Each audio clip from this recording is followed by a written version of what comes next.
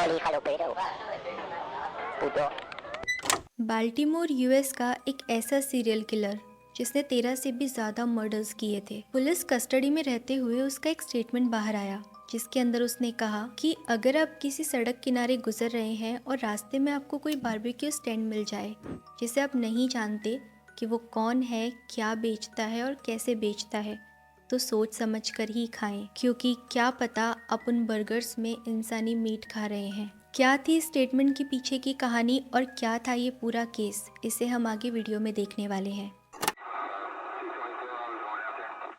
Hello everyone, I am Sonal and welcome back to my channel. I hope आप सभी safe होंगे, खुश होंगे और बहुत अच्छे होंगे। दुनिया में ना कई सारे कोल्ड हार्टेड सीरियल किलर्स हैं जिनके बारे में सुनना भी लोगों के रातों की नींद उड़ा देता है। आज हम एक ऐसे ही सीरियल किलर के केस को यहाँ कवर करने वाले हैं जिसके नाम से ही लोग घबराते हैं। यहाँ बात हो रही है जॉई मैथनी की। इसने ना सिर्फ अपने विक्टिम्स को मारा बल्कि उन्हें मार कर उनके बॉडी पीसेस से बर्गर बनाकर खुद भी खाया और लोगों को भी खिलाया। जॉई की लाइफ की शुरुआत होती है यूएस की एक सिटी बाल्टीमोर से। उसके फादर एल्कोहलिक थे और जब जॉई 6 साल का था उसके फादर की डेथ एक कार एक्सीडेंट में हो गई। उनके जाने के बाद जॉई की मदर ने बहुत स्ट्रगल किया to feed Joey and his 5 other siblings. Joey की मॉम ने जॉब तो संभाला ही, साथ ही डबल शिफ्ट पे काम किया, वेट्रेस, बारमेड और यहाँ तक कि उन्होंने फूड ट्रक भी ड्राइव किया। जॉई की मॉम के 6 बच्चे थे। उन्हें घर, खाना, कपड़े जैसी बेसिक चीज़ें प्रोवाइड करवाने के अलावा भी बहुत सारी रिस्पॉन्सिबिलिटीज़ जॉई की मॉम पर थी। 6 बच्चों को एजुकेशन देने तक में भी काफ़ी पैसे लग जाते हैं। सो या शी स्ट्रगल्ड अलॉट, बट उन्होंने अपने बच्चों को एक अच्छी लाइफ देने की पूरी कोशिश की। यहाँ तक कि जब वो अपनी अलग अलग जॉब्स पे होती थी तो जॉई और उसके सिबलिंग्स के पास में वो एक बेबी सिटर को छोड़ के जाती थी। जॉई की मॉम ने मेक श्योर किया कि उनके बच्चे कभी भूखे ना सोए और सेफ भी रहे। जॉई की बात करें तो वो एक अच्छा स्टूडेंट था, पोलाइट था और सबके साथ अच्छे से रहता था। 1973 में जब जॉई 19 साल का हो गया था तो उसने यूएस आर्मी ज्वाइन की और उसने जर्मनी में सर्व किया। वो आर्टिलरी यूनिट में था एंड वहाँ पे he tried heroin for the very first time and he loved it. और इवेंचुअली उसे हेरोइन का एडिक्शन हो गया और धीरे धीरे जॉई अपनी फैमिली से दूर होता गया, जैसा कि मोस्टली एडिक्ट्स करते हैं।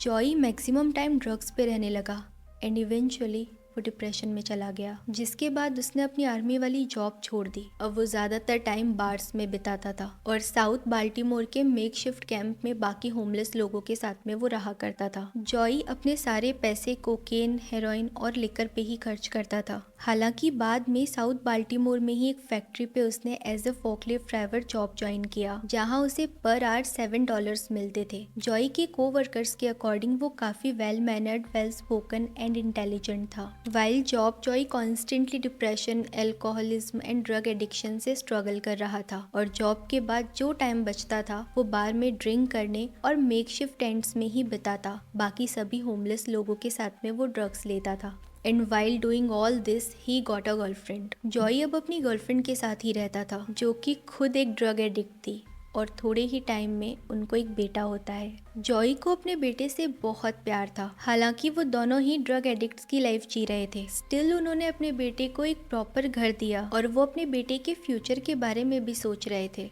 सो जॉई क्योंकि as a truck driver job कर रहा था तो वो ज़्यादातर टाइम घर के बाहर ही रहता था। सो एक रात जब जॉई ओवर टाइम के बाद में काम से घर लौटा, जब उसने दरवाज़ा खोला और लाइट्स ऑन की तो उसने देखा कि वहाँ कोई भी नहीं था। उसकी गर्लफ्रेंड उसके 6 साल के बेटे को लेकर घर छोड़कर चली गई थी। Since she was a drug addict too, so Joey ने सोचा कि उसकी गर्लफ्रेंड किसी दूसरे ड्रग एडिक्ट के साथ में चली गई है। अब क्योंकि ज़्यादातर drug addicts were homeless that time, सो जॉई को लगा कि वो उस नए इंसान के साथ अपने बेटे को भी अब किसी होमलेस के जैसे स्ट्रीट्स पे ही रखेगी। जॉई को ये बिल्कुल बर्दाश्त नहीं हुआ और उसे बहुत गुस्सा आया और उसने अपने आगे के सभी दिन उन लोगों को ढूंढने में बिताए। जॉई उन सभी लोगों से मिलता जिससे उसे उसकी एक्स की इन्फॉर्मेशन मिल सकती है और उनसे पूछता। So during all this he found a name, Kathy Magnizer. उसे पता चला कि कैथी उसे उसकी एक्स गर्लफ्रेंड के बारे में बता सकती है, तो वो कैथी के पास में गया और उससे पूछने लगा। लेकिन कैथी भी जॉई को कोई इन्फॉर्मेशन नहीं दे सकी और इस बात से फिर जॉई को गुस्सा आया और उसने कैथी को मारने का डिसाइड किया। इससे पहले कैथी उसके इंटेंशंस को समझ पाती या कुछ कर पाती, जॉय ने उसको गला दबा के मार दिया और फिर उसकी बॉडी को रेड टार्प में लपेटा और जिस साइड पे वो काम करता था वहीं गड्ढा खोद के उसने कैथी की बॉडी को दफना दिया।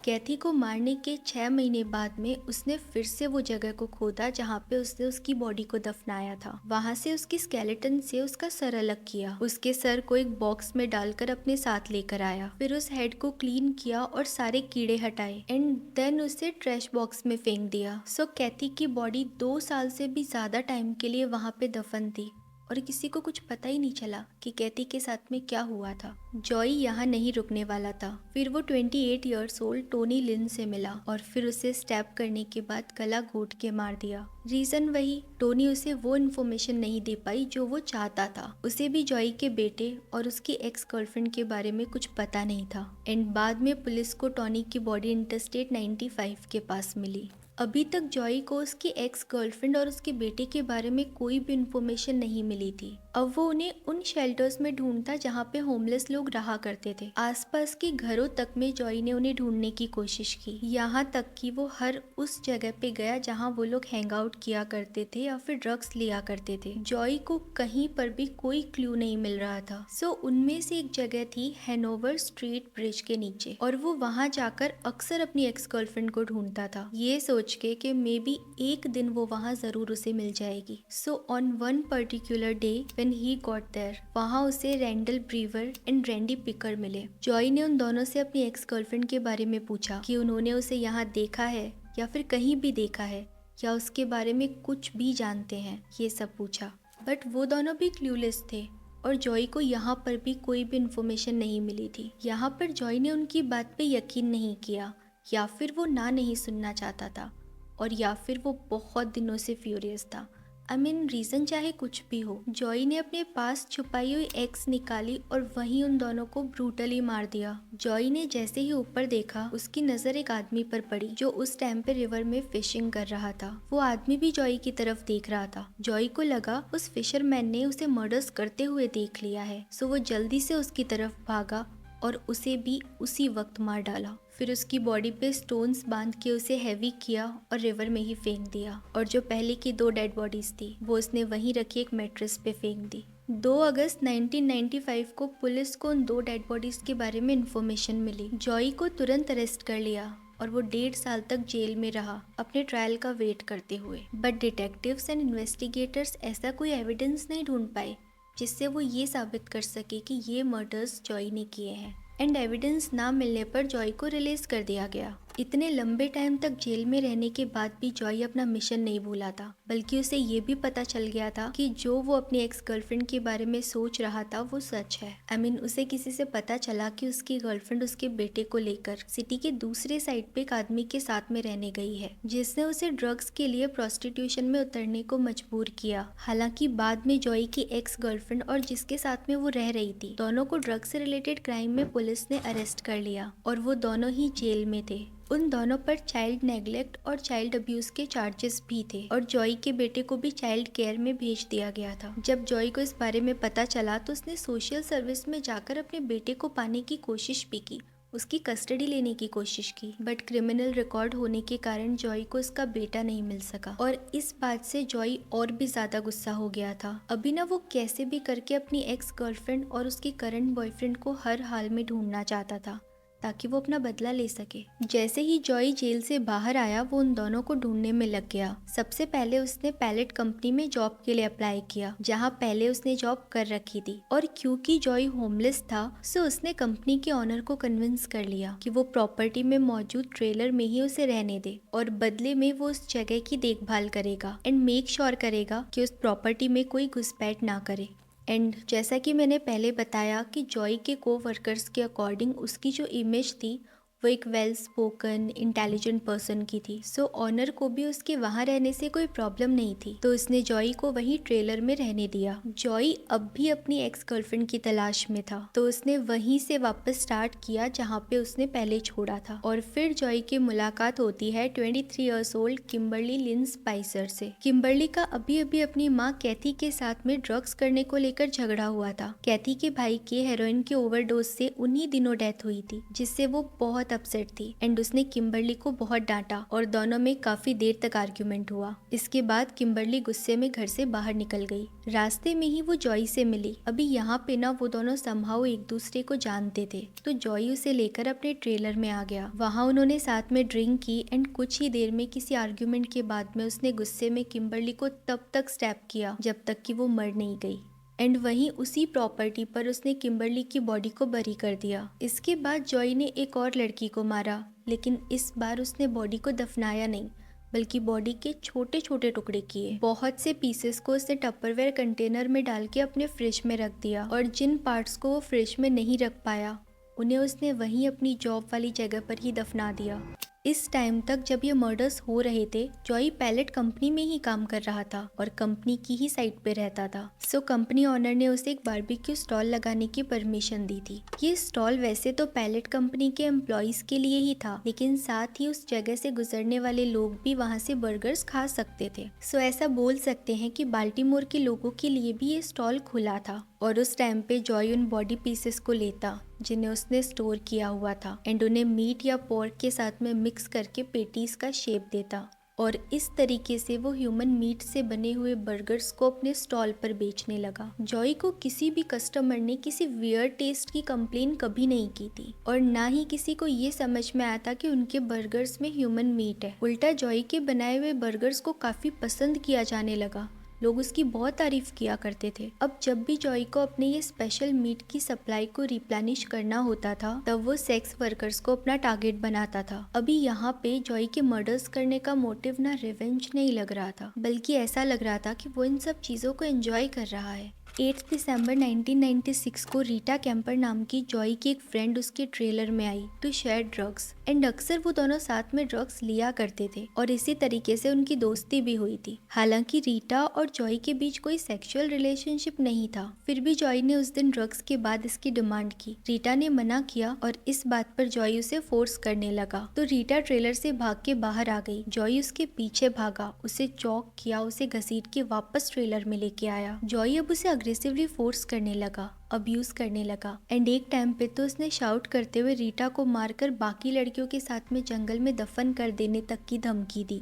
जॉय का वेट 450 पाउंड्स था एंड उसकी हाइट थी 6'1" के अराउंड, बट स्टिल रीटा ने अपनी जान बचाने के लिए स्ट्रगल किया, यहाँ तक कि वो खुद को बचाने में कामयाब भी रही। उसने ट्रेलर की खिड़की को तोड़ा और वो वहाँ से भाग गई। रास्ते में उसने एक पिकअप ट्रक ड्राइवर से लिफ्ट ली, जो उसे लेकर सीधा पुलिस स्टेशन गया और वहां जाकर उसने अपने साथ हुआ सारा इंसिडेंट पुलिस को बताया। किस तरीके से जॉय ने उसे ड्रैग किया और उसके साथ में जबरदस्ती करने की कोशिश की और साथ ही उसे मारकर बाकी लड़कियों के साथ में जंगल में दफनाने वाली धमकी के बारे में भी उसने पुलिस को बताया। बाद में जब पुलिस रीटा के साथ में जॉय के ट्रेलर में गई तो उन्हें वहाँ जॉय नहीं मिला, वो तब तक भाग चुका था और कहीं पर भी नहीं मिल रहा था। जॉय अब इस बात को लेकर भी डर रहा था कि अगर पुलिस वहाँ सर्च करेगी तो उन्हें वो बॉडीज मिलेगी जो कि उसने वहां दफना रखी थी। सो उसने अपने एक दोस्त को कॉल किया और किम्बरली की बॉडी को दूसरी जगह दफनाने में हेल्प मांगी, जिसे उसने 1 महीने पहले ही फैक्ट्री के वहां पे दफनाया था।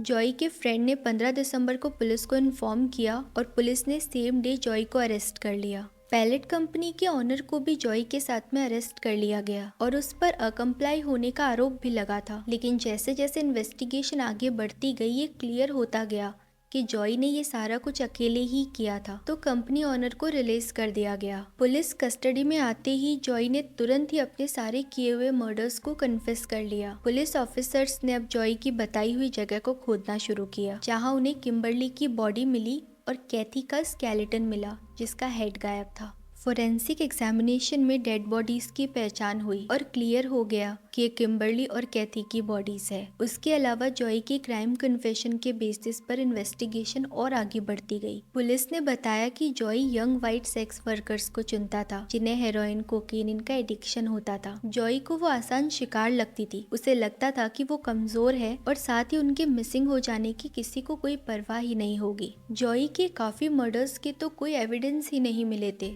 सिवाय जॉय के कन्फेशन के। जॉय ने ऑफिसर्स को अपने हर मर्डर के बारे में डिटेल में बताया, जिसमें उस दिन हुआ फिशरमैन का मर्डर भी शामिल था और उसकी कन्फेशन में 10 से भी ज्यादा मर्डर्स शामिल थे। इन्वेस्टिगेटर्स का ये भी मानना था कि अगर वो पकड़ा नहीं जाता तो वो और मर्डर्स करता। जॉय के एडवोकेट ने कहा कि उसे उसके किए हुए सभी क्राइम्स का रिग्रेट है। वो ऐसा नहीं था। ड्रग्स और अल्कोहल के एडिक्शन ने उसकी पर्सनैलिटी को बदल दिया और उसे इतना अग्रेसिव बना दिया। बट कोर्ट में जॉय के बिहेवियर या उसकी बातों से ऐसा बिल्कुल नहीं लगा कि उसे जरा भी गिल्ट है। उल्टा जॉय ने ये कहा कि उसे मर्डर्स करने में मजा आता था। जॉय ने ये भी कहा कि आई एम सॉरी, ये वर्ड्स कभी भी उसके मुंह से नहीं निकलेंगे क्योंकि ये झूठ होंगे। उसने ये भी कहा कि वो पनिशमेंट के रूप में अपनी पूरी जिंदगी देने को तैयार है। गॉड भले ही उसे हेल में भेज दे, बट उसने इन मर्डर्स को एंजॉय किया। जॉय ने लास्ट तक बस एक बात का अफसोस जताया कि वो अपनी गर्लफ्रेंड और उसके न्यू पार्टनर को नहीं मार पाया और उसके अकॉर्डिंग बस इसी बात का उसे रिग्रेट रहेगा। किडनैपिंग और अटेम्प्ट टू रेप के लिए उसे 50 साल की सजा मिली